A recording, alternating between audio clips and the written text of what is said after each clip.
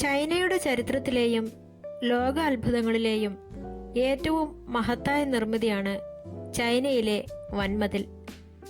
ശത്രുക്കളുടെ ആക്രമണങ്ങളിൽ നിന്ന് രാജ്യത്തെ സംരക്ഷിക്കാൻ വേണ്ടിയാണ് ഇത് നിർമ്മിക്കപ്പെട്ടത്. ചൈനയിലെ വൻമതിൽ ഒറ്റ ദിവസം കൊണ്ടോ ഒരു പ്രത്യേക കാലഘട്ടം കൊണ്ടോ നിർമ്മിച്ച ഒന്നല്ല.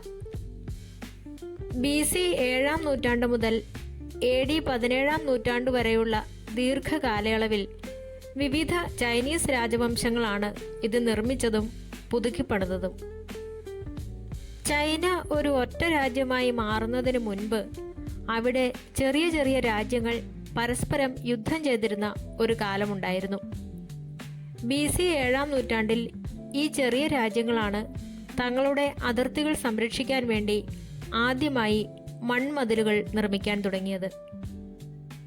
BC 221-ൽ ക്വിൻ ഷി ഹുവാങ് എന്ന ചക്രവർത്തി ചൈനയെ മുഴുവൻ ഒരൊറ്റ ഭരണത്തിന് കീഴിലാക്കി. ചൈനയുടെ വടക്കൻ അതിർത്തികളിൽ താമസിച്ചിരുന്ന നാടോടികളായ ഗോത്രവർഗക്കാർ, പ്രത്യേകിച്ച് മംഗോളിയർ, സിയോങ്നു, മഞ്ചുക്കൾ എന്നിവർ നിരന്തരം ചൈനീസ് ഗ്രാമങ്ങൾ ആക്രമിക്കുകയും കൊള്ളയടിക്കുകയും ചെയ്തിരുന്നു.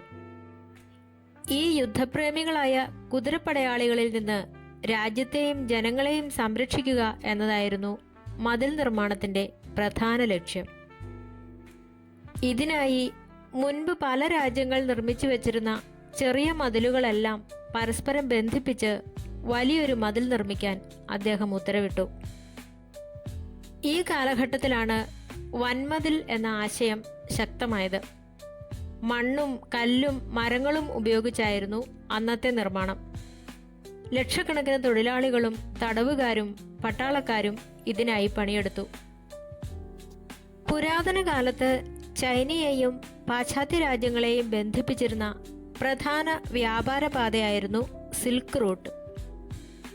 ഈ വഴിയിലൂടെ നടന്നിരുന്ന അന്താരാഷ്ട്ര വ്യാപാരത്തെ കൊള്ളക്കാരിൽ നിന്നും ശത്രുക്കളിൽ നിന്നും സംരക്ഷിക്കാൻ ഹാൻ രാജവംശത്തിന്റെ കാലത്ത് മതിൽ കൂടുതൽ പടിഞ്ഞാറോട്ട് വ്യാപിപ്പിച്ചു.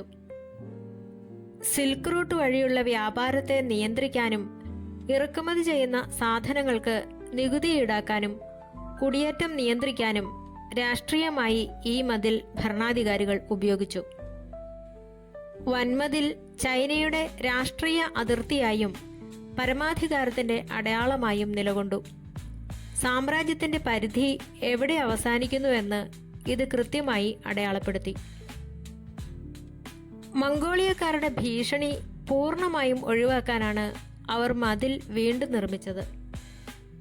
സുരക്ഷയ്ക്കായി മതിലിനു മുകളിൽ താവളങ്ങളും ആയുധപ്പുരകളും പുക ഉയർത്തി സന്ദേശമയക്കാനുള്ള സംവിധാനങ്ങളും അവർ ഒരുക്കി. വൻമതിലിന്റെ മൊത്തം നീളം ഏകദേശം 21,196 കിലോമീറ്ററാണ്. കല്ല്, ഇഷ്ടിക, മണ്ണ്, മരം എന്നിവ കൂടാതെ ഇഷ്ടികകൾ ഉറപ്പിച്ചു നിർത്താൻ പശയുള്ള അരിമാവ് ചേർത്ത മിശ്രിതവും ഇതിനായി ഉപയോഗിച്ചിരുന്നു. ചൈനയിലെ വൻമതിൽ ബഹിരാകാശത്ത് നിന്നും നഗ്നനേത്രങ്ങൾ കൊണ്ട് കാണാൻ സാധിക്കുമെന്ന് ഒരു പ്രചാരണമുണ്ട്. എന്നാൽ ഇത് തെറ്റാണ്. ശാസ്ത്രജ്ഞരും ബഹിരാകാശ യാത്രികരും ഇത് നിഷേധിച്ചിട്ടുണ്ട്. ഇന്ന് ചൈനയിലെ വൻമതിൽ ഒരു പ്രതിരോധ കോട്ടയല്ല, മറിച്ച് കോടിക്കണക്കിന് സഞ്ചാരികൾ സന്ദർശിക്കുന്ന ലോകത്തിലെ ഏറ്റവും വലിയ ടൂറിസ്റ്റ് കേന്ദ്രങ്ങളിൽ ഒന്നാണ്. ഭാരതത്തിലെ കോട്ടമതിലുകൾ പോലെ തന്നെ ചൈനയുടെ ചരിത്രത്തിലും സംസ്കാരത്തിലും ഒഴിച്ചുകൂടാനാവാത്ത ഒന്നാണ് ചൈനയിലെ വൻമതിൽ. കേവലം ഒരു പ്രതിരോധ മതിൽ എന്നതിലുപരി ചൈനയുടെ രാഷ്ട്രീയവും സാംസ്കാരികവുമായ വ്യക്തിത്വത്തെ രൂപപ്പെടുത്തുന്നതിൽ ഇതിന് വലിയ പങ്കുണ്ട്.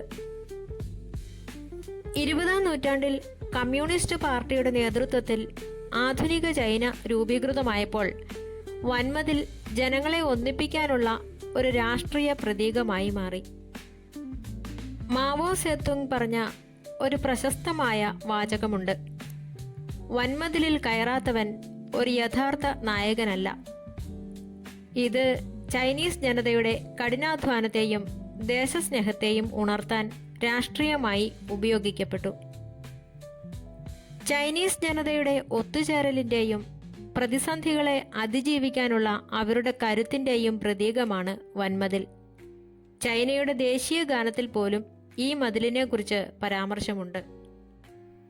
നൂറ്റാണ്ടുകളായി ദശലക്ഷക്കണക്കിന് സൈനികരും കർഷകരും തടവുകാരും ചേർന്നാണ് ഇത് നിർമ്മിച്ചത്. കഠിനമായ സാഹചര്യങ്ങളിൽ പണിയെടുത്ത പലരും അവിടെ വെച്ച് തന്നെ മരണപ്പെട്ടു. അതിനാൽ ചൈനീസ് സംസ്കാരത്തിൽ ഇത് പൂർവികരുടെ ത്യാഗത്തിൻ്റെയും അചഞ്ചലമായ കഠിനാധ്വാനത്തിൻ്റെയും പ്രതീകമാണ്.